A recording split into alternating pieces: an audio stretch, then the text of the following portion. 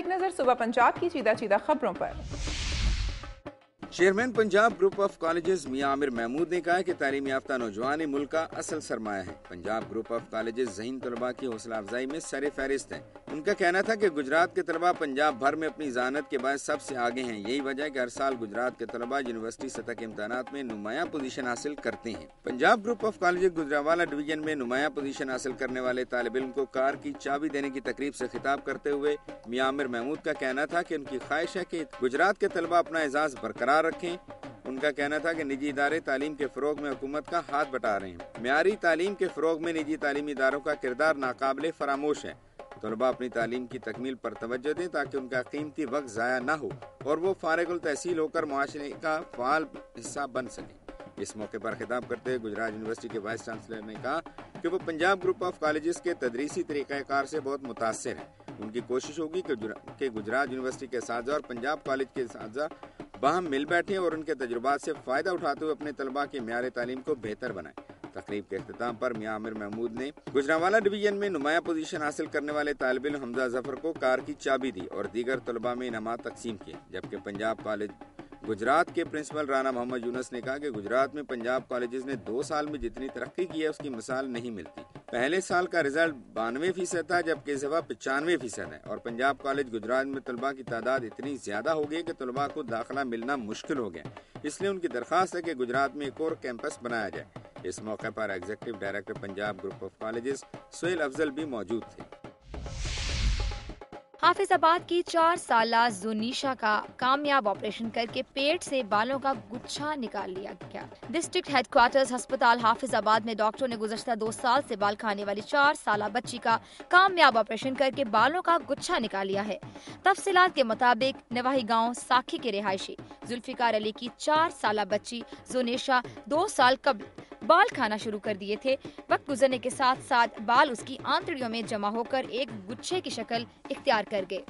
मुतासरा बच्चों की वालिदा और वालिद का कहना है कि चंद रोज कबल जब बच्ची ने पेट में दर्द महसूस किया तो वो उसे इलाज के लिए डिस्ट्रिक्ट हेडक्वार्टर अस्पताल हाफिजाबाद लाए, जहां बच्ची का कामयाब ऑपरेशन करके बच्ची के पेट और आंतड़ियों से बड़ी मिकदार में बाल निकाल लिए। ऑपरेशन के बाद बच्ची तेजी से सेहतयाब हो रही है। डॉक्टरों का ये भी कहना है कि बच्ची को वार्ड में शिफ्ट कर दिया गया है, जहां वो तेजी से सेहतयाब हो रही है और उसे चंद रोज तक अस्पताल से डिस्चार्ज भी कर दिया जाएगा। मुल्क के दीगर हिस्सों की तरह झंग में भी डेंगू वायरस का इंकिशाफ हुआ है। 2 रोज कबल मोहल्ला चंदावाला के 45 साला मरीज हाजी मोहम्मद वारिस को जिना अस्पताल लाहौर मुंतकिल कर दिया गया। MS झंग डॉक्टर मोहम्मद मुमताज सयाल ने टेलीफोन पर बात करते हुए बताया कि झंग में डेंगू वायरस में मुब्तला मरीजों के लिए टेस्ट की कोई सहूलत मुयस्सर नहीं है, इसलिए मरीज को लाहौर शिफ्ट करना पड़ा। दूसरी जानिब अरसा दराज गुजरने के बावजूद झंग में मच्छरों से बचाव के लिए न तो कोई हिफाजती इक़दाम किए गए हैं और न ही कोई स्प्रे किया गया है, जिससे इलाके के लोगों में खौफ व हिरास फैल गया है। सानेहा सियालकोट केस में जमानत पर रिहा होने वाले साबिक DPO वकार अहमद चौहान समेत दीगर मुल्जिमान को इंसदाद दहशतगर्दी की अदालत में पेश किया गया। अदालत के जज सैयद इफ्तिखार हुसैन शाह ने मुल्जिमान के वकला की जानिब से गुज़श्ता समाअत पर सेक्शन 23 के तहत दायर की जाने वाली तब्दीली मुकदमे की दरखास्त इस्तिगासा और मुल्जिमान के वकला के दलाइल सुनने के बाद खारिज करते हुए फर्द जुर्म आयद करने के लिए आइंदा समाअत 28 अक्टूबर तक मुलतवी कर दी है। अदालत में साबिक DPO वकार अहमद चौहान के अलावा 9 पुलिस एहलकार और 18 दीगर मुल्जिमान को भी पेश किया गया।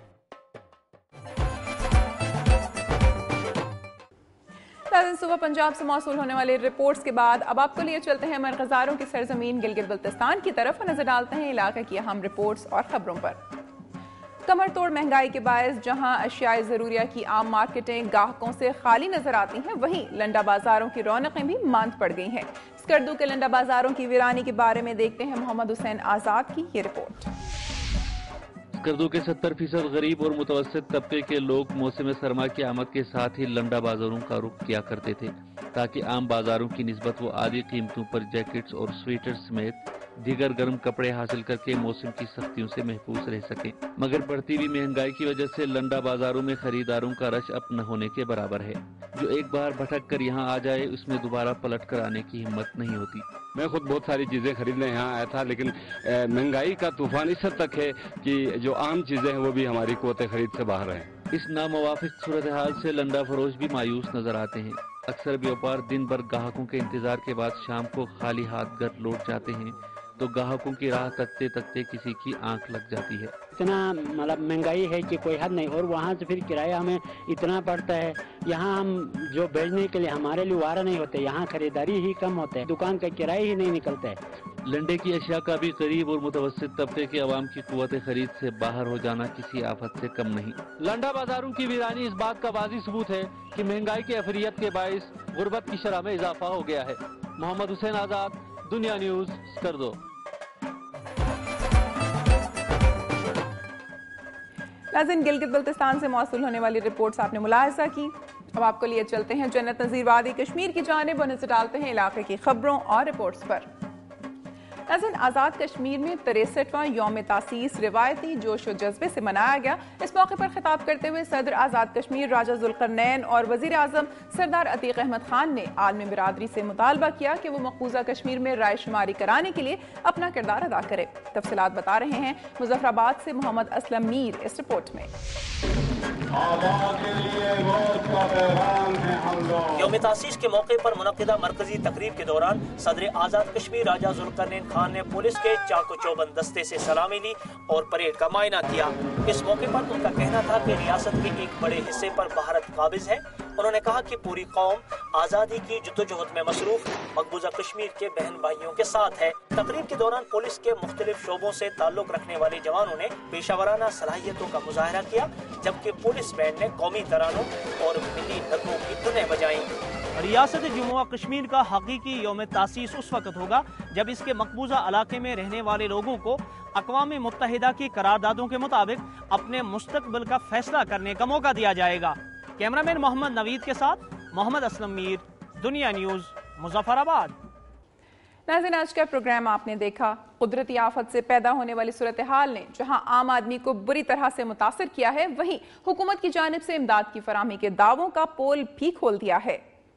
ملک بھر میں سیلاب متاثرین وطن کارڈ کے حصول کے لیے مارے پھر رہے ہیں۔ دوسری جانب ڈینگی وائرس کی وبا نے عوام میں خوف و ہراس پھیلا دیا ہے۔ میری دھرتی میری دنیا کی ٹیم عوامی مسائل کو ارباب اختیار تک پہنچانے کے لیے سرگرم عمل ہے، لیکن مسائل کی درست نشاندہی کے لیے ناظرین آپ کا تعاون ضروری ہے۔